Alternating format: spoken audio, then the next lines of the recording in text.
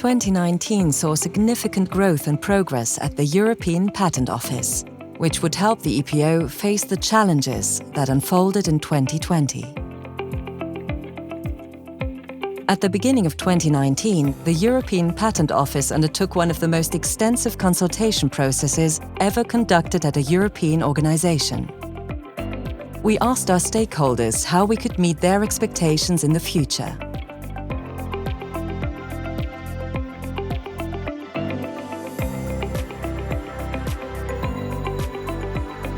The shared vision of sustainability that emerged was captured in the strategic plan. It recognized EPO staff as the current custodians of an office capable of delivering excellence for generations to come. After its adoption in June 2019, our journey in pursuit of 5 clear goals began. A corporate governance service, CGS, was established to oversee the programs and projects. In 2019, 2 initial calls for project managers were made to staff across the organization. Over 300 colleagues applied for just 34 positions. Today, there are more than 150 program and project managers working on subjects that range from digitizing the patent grant process to mastering the prior art. A balanced scorecard and monitoring tool was also rolled out, helping us to assess the impact of the programs and our progress towards our goals at every level of our organization. Identifying and recruiting talent has been the focus of our talent acquisition initiatives. Participating to 17 job fairs in 16 different countries, funding women scientists and engineers from those underrepresented member states, promoting job mobility with internal job fairs, for example for examiners, formality officers and team managers, and also onboarding 50 new young graduates as part of our Pan-European SEAL program. Building a learning organization has been the focus of our talent development initiatives, promoting continuous learning with new development programs, making sure that these customized learning journeys provide the possibility for our colleagues to acquire the right skills so that they can do the current job, but also be ready for any future challenge, changes in processes or tools. And finally, digitalizing our learning environment. With the launch of new online learning platforms, we provide our colleagues greater flexibility when learning. Under Goal 1, there was also continued focus on social dialogue. Over 100 meetings were held between staff representatives and management. And while agreement couldn't be found on everything, there was convergence on subjects such as resources for staff representatives, which now allow staff committee chairmen to allocate more working time to their activities, as well as on performance development. Many outstanding complaints against the office were also settled amicably in 2019. Direct discussions between senior management and staff also increased, as a direct result of the lessons learned from the staff engagement survey. And focus groups were formed to tackle a range of further subjects. To better support all our staff and our users, a full digital transformation was needed following an external IT audit. And the new Unit for Business Information Technology, or BIT, was created in May 2019. It was part of a broad restructuring, the most extensive ever undertaken by the office, that also saw flatter and more collaborative structures implemented in other departments. Diego Egidathu summed up the spirit of change in BIT. First thing that we would really like to bring is the clear message that we're in this together. Okay? From BIT, what does that mean? That means we need to open the doors, create transparency. Okay, we really think it's important for everyone to see what is going on. You need to be part of this, not as a spectator, not as someone that takes note and moves on, but as someone who's part of that journey. BIT also began ambitious programs to upgrade our IT infrastructure and to fast-track paperless solutions for the patent granting process. Solutions that the EPO would come to rely on sooner than expected. The digital transformation was underway. An IT delivery highway was developed based on a new cloud-native architecture, using Kubernetes for an agile and continuous IT product delivery, mainly to accelerate the release cycles. Tools were improved for examiners and users. The EPO's overly complex landscape of legacy systems and applications started to be simplified. and a focus was maintained on making our organization's IT platforms future-proof, geared towards system availability, modern architectures, and better security.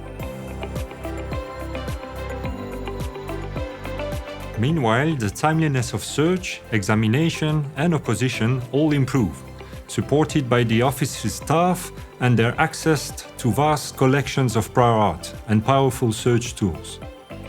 Some 96.8% of international searches were completed on time. Comparing performance in 2019 with that for 2018, the mean time for search was reduced by a whole month. The mean time for examination fell by about 3.5 months, and that for opposition came down by about 6 weeks. Our working party on quality was expanded to include more participants from both European and IP5 user associations. Our quality management system was once again confirmed as fit for purpose, and a more collaborative approach was introduced to quality beyond the established 3 examiner divisions.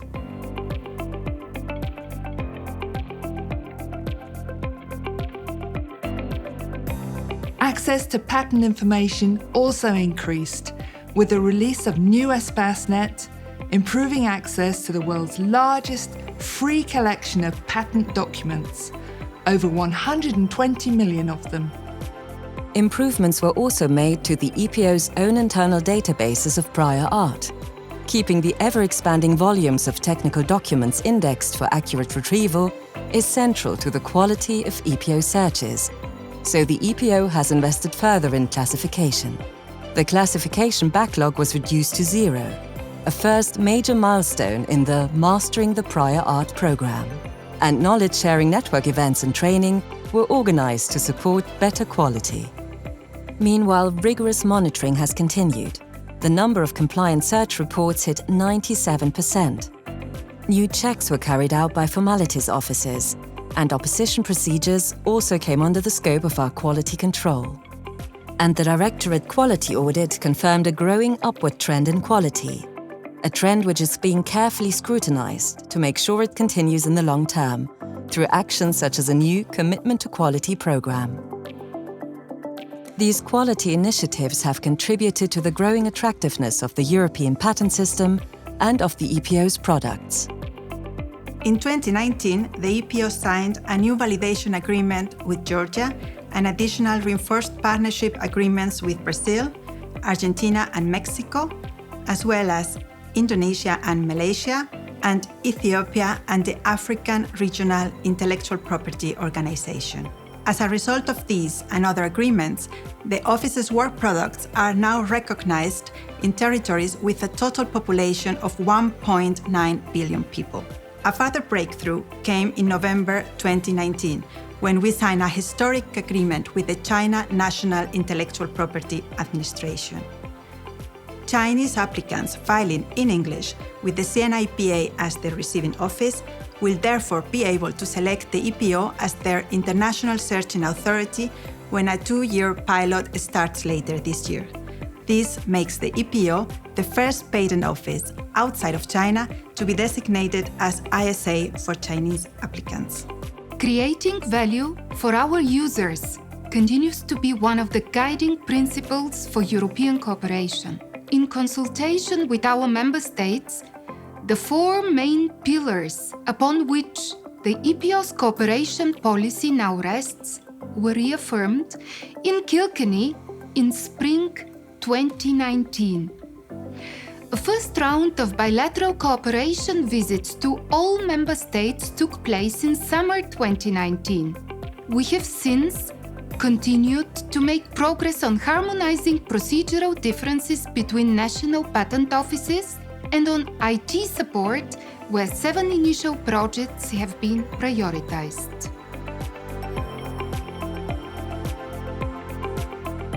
Action was also felt to be needed to ensure the EPO's financial sustainability. A study by external consultants forecast the emergence of a €5.8 billion funding gap over the next 20 years. After an extensive consultation process with staff, an ongoing dialogue with staff representatives, A package of measures was finalized based on 6 key principles. As a result, we believe we are now on course for a more sustainable financial future, one in which we can offer staff an attractive social package while still covering our future liabilities. In order to remain on course, the EPO evaluated the use of 17 possible levers to close the funding gap.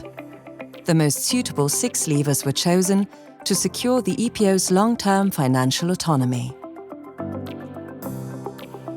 Great strides were also made in environmental sustainability. The EPO installed bicycle parks and charging stations for e-cars and e-bikes to promote greener transport. Finally, we are on course to reach the targets required to maintain and to improve the office's eco-management and audit stream certification. We also aim to obtain the highest level of green building certification for all our premises. Meanwhile, the Boards of Appeal signed a Memorandum of Understanding with the EPO to further reinforce governance. Another MOU was agreed with the Administrative Council to provide greater support for its secretariat.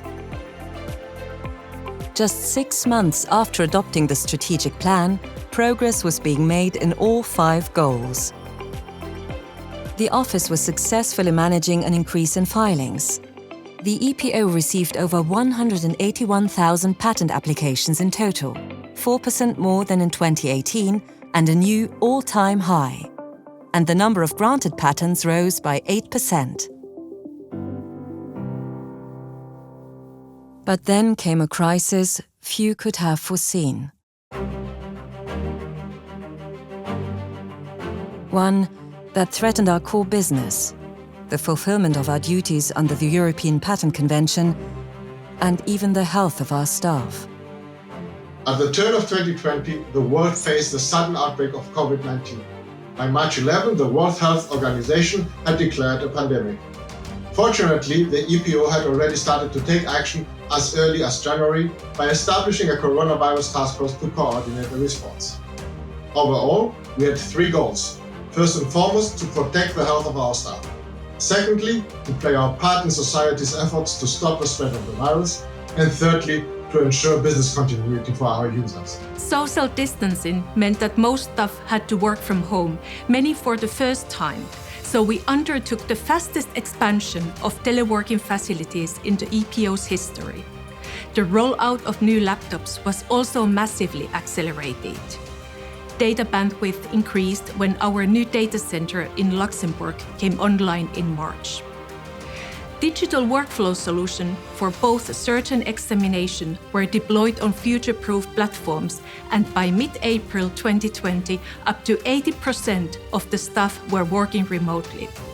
We also held major events digitally, like the Member States' 14th annual meeting on cooperation in May, and our monthly forum for managers and staff to discuss the digital transformation of the EPO.